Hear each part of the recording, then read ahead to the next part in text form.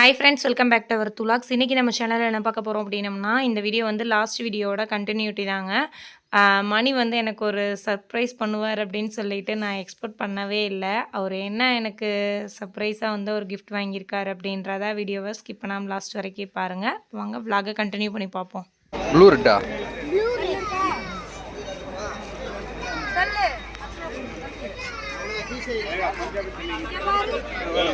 எனக்கு வந்து ஒரு சின்ன சர்ப்ரைஸ் இருக்குது. அந்த சர்ப்ரைஸை வந்து இப்போயே கொடுத்துருவோம். என்னன்றத வீடியோவில் காட்டுறேன். இப்போ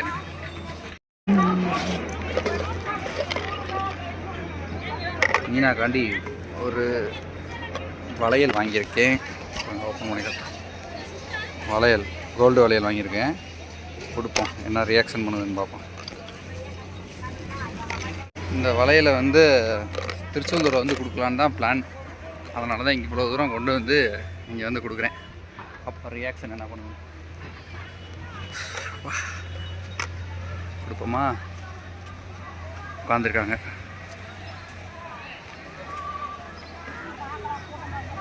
ஓய் இந்தா, ஹாப்பி பர்த்டே. கோல்டு தங்க வளையல். சத்தியமாக தங்க வளையல். டேய் கம்முன்னு தான் இருக்குடா. இவன் ஒருத்தையும் போதும் பண்ண சர்ப்ரைஸுக்கு எடுத்துறியான் போல. டேய் கோல்டு 1,00,000 1,50,000 ரூபா. அது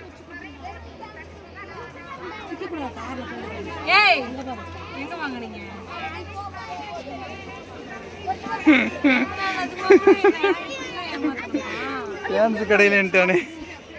ரித்வினே, உன்னை வச்சுட்டு எந்த சர்ப்ரைஸும் பண்ணக்கூடாதுடா.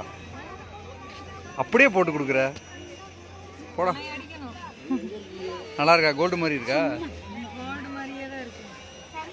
550 ரூபா.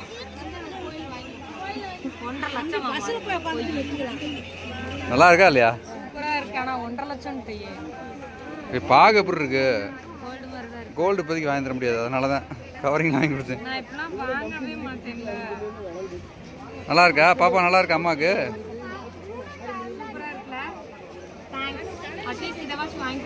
சரி, happy birthday. Thank you so much.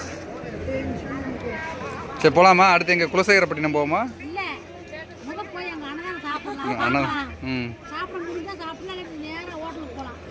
Kulasekarapattinam போவோமா? அதுதான் குலசேகரப்பட்டினம்.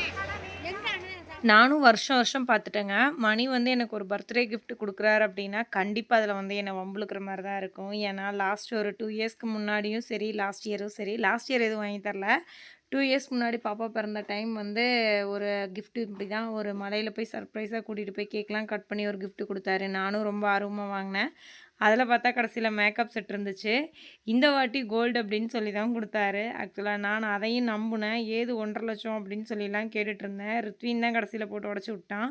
நானும் அப்பாவும் போய் அதை ஃபேன்சி கடையில் வாங்கினோமா அப்படின்னு சொல்லிட்டு, வாங்கின விலையிலாச்சும் என் கை சைஸ்க்கு வாங்கினியா? இவ்வளோ பெரிய விலையெல்லாம் இருக்குது, இது எப்படி போடுறது அப்படின்னு சொல்லி கேட்டுட்ருந்தேன். ஏன்னா பேங்கிள் பார்த்தீங்கன்னா என் முழங்கை வரைக்கும் போச்சு. இது எப்படா போடுறது அப்படின்னு சொல்லிட்டு இருந்தேன்.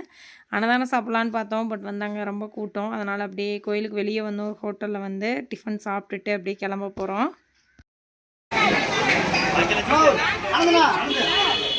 ட்ரெஸ்ஸா முன்னாடி சேஞ்ச் பண்ணிட்டீங்க? அவன் உன்னை விட்டுட்டு போகிறான். போ விட்டுட்டு போகலாம் போ. நீ அப்போ அப்படியே எங்கிட்ட போயிரு. நீ போடா, அப்படி விட்டுட்டு போயிடும். போடா சேட்டை ஓவரா பண்ணுது. திருச்செந்தூர்லேயே விட்டு போயிடும். பாப்பா அடி வாங்கிக்காத, வா ஒரு ஆட்டோ பிடிச்சிக்கோ.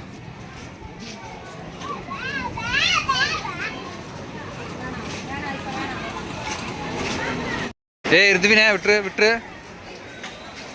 பார்த்துக்கலாம். போ விட்டுரு.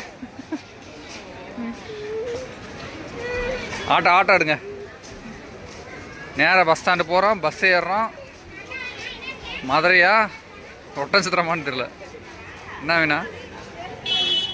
மகிழ்னியும் ரித்வினும் சேட்டை ரொம்ப ஓவராக பண்ணிட்டாங்க. கோயிலுக்குள்ளே இருக்க வரைக்கும் மகிழ்னி தூக்குன்னு சொல்லி ஒரே டார்ச்சல் பண்ணால், வந்து சாப்பிட்டதுக்கப்புறம் எனர்ஜி வந்துருச்சு போல். அவ்வளோ ஒரு சேட்டை பண்ணிக்கிட்டே வந்தா. சாமானியம் இல்லை, சாமிகளை பொண்ணு தாய்க்கலாம். பெரிய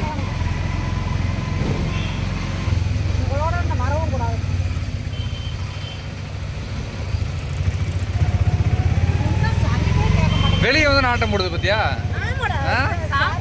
சாப்பிட்டோன்னு ஆட்டம் போடுற.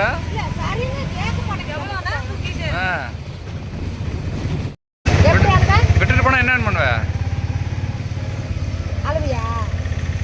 சரி என்ன பண்ணுவ? விட்டுட்டு போயிட்டோம் என்ன பண்ணுவ? எப்படி கண்டுபிடிச்சு வருவ வீட்டுக்கு? சரி எப்படி கண்டுபிடிச்சு வருவ? என்னன்னு சொல்லி வருவ? என்னன்னு சொல்லுவ? அப்படியே வந்துருவியா? நம்ம ஊர் எங்க இருக்கு தெரியுமா? இப்படியே நடந்தே பாத யாத்திரையா வந்துருவியா? பழனிக்கு பாத யாத்திரை எப்படி போகணும்னு கேட்டு அப்படியே வந்துரு. நம்ம ஊர் வழியாக தான் வருவாங்க. பஸ் ஸ்டாண்டு போயிட்டு குலசேகரப்பட்டினமா இல்லை எங்கேயாச்சும் பக்கத்தில் ஏதாச்சும் வெளியே போயிட்டு வரலாமா அப்படின்னு சொல்லி தான் பிளான் பண்ணோம். கடைசியில் பஸ் ஸ்டாண்டுக்குள்ளே வந்தோன்னு இந்த சென்னை பஸ் ஏசி பஸ் ரெடியாக இருந்துச்சுங்களா. உடனே மணி இல்லை இந்த பிள்ளைங்கள வச்சுட்டு எங்கேயும் போக முடியாது, கிளம்பலாம் அப்படின்ட்டாரு. எனக்கு பொஸ்க்குன்னு போயிடுச்சு. என்னடா அதுங்குள்ளே கிளம்புறமான்ற மாதிரி. திருச்செந்தூர்லேயே பஸ் இருந்தனால டக்குன்னு மதுரைக்கு அப்படியே பஸ் ஏறிட்டோம். பஸ்ஸுக்குள்ளே வந்தோன்னும் மகிழினிக்கு ஒரு ட்ரெயினுக்கு செம்ம போருங்க. நான் தான் விண்டோ சைடுக்கு வருவேன் அப்படின்னு சொல்லிட்டு விண்டோவே திறக்க மாட்டாங்க. ஏன்டா அப்படி பண்ணுறீங்கன்னு சொல்லி ஒரு அடியை போட்டனால அமைதியாக தூங்கிட்டாங்க. எங்கே போகணும்? ராமேஸ்வரத்துக்கு போயிட்டு இப்படியே தான் வந்துட்டேன். கால் இன்னைக்கு இப்படியே தான். 1 மணி ஆகும். அந்த பஸ் நார்மல் பஸ் வாங்கணும்னா செம்ம டயர்டு. நீ டயர்டு இல்லை, இந்த பிள்ளைங்க என்ன சொல்லலாம் ஒரு மாதிரி. வா ஒரு காஃபி சாப்பிடலாம். காலையில் ஒரு 10:30 அப்படிங்கிறதெல்லாம் பஸ் ஏறினோங்க. ஒரு 1:00 ஏதோ ஒரு இடத்துல நிப்பாட்டினாங்க. ஒரு டீயை மட்டும் வாங்கி குடித்தோம். பட் அப்போயே சொன்னாங்க 2:30க்கு தான் மதுரையில் கொண்டு போய் விடுவோம் அப்படின்னு. பெருசாக டயர்டு இல்லாமல் ஓரளவுக்கு கொஞ்சம் ரிலாக்ஸாக கொண்டு வந்த மாதிரி இருந்துச்சு. அத்தை, மணி எல்லாருமே வேறு வேறு சீட்டாக இருந்தாலும் கொஞ்சம் கம்ஃபர்டபுளாக தான் உட்காந்துட்டு வந்தோம். இறங்கலாமா? கால் வேற ஃபுல்லாக பிடிச்சிருச்சுங்க. ஒரு மாதிரி நடக்கவே முடியாமல் தயங்கி நடந்துக்கிட்டு வந்துட்டு இருந்தேன். நீங்கள் சொன்ன வச்சு கேட்காம இதில் உட்காந்தா அந்த பஸ்ஸு கொண்டு மாட்டுத்தாவணியில் விட்டுருச்சுங்க. அங்கேருந்து ஆரப்பாளையத்துக்கு பஸ் மாதிரி வந்துட்டுருக்கோம். மணி இப்போ எங்கே போயிட்டுருக்கோன்னு தெரியுமா உனக்கு அப்படின்னு கேட்டார். எங்கே கூட்டிகிட்டு போகிறீங்கன்னே தெரியல, ஆனால் ஆக மொத்தத்தில் பஸ் மாறி போகிறோம், அவ்வளோதான் எனக்கு தெரியுது அப்படின்னு எனக்கு ஒரு ஆசை இருந்துச்சு. அட்லீஸ்ட் மீனாட்சி அம்மன் கோயிலுக்காச்சும் போயிட்டு போகலாமா அப்படின்னு. ஆல்ரெடி கொஞ்சம் ரொம்ப டயர்டு. நீ இதுக்கு மேலே கேட்டோம் அப்படின்னா திட்டிடுவார், வேணாண்டா வம்பு இதுக்கு அப்படின்னு சொல்லிட்டு தான் அமைதியாக கிளம்பிட்டோம். நாங்களும் சாப்பிட்டு முடிச்சுட்டு அதுக்கப்புறம் பஸ் ஸ்டாண்டுக்குள்ளே வந்தோம்.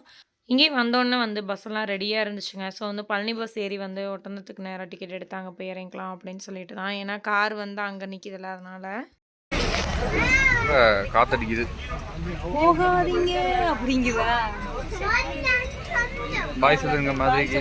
மதுரைக்கு பாய் சொல்லிருங்க. பாய் மதுரை. மதுரை நல்ல வேலை. மலை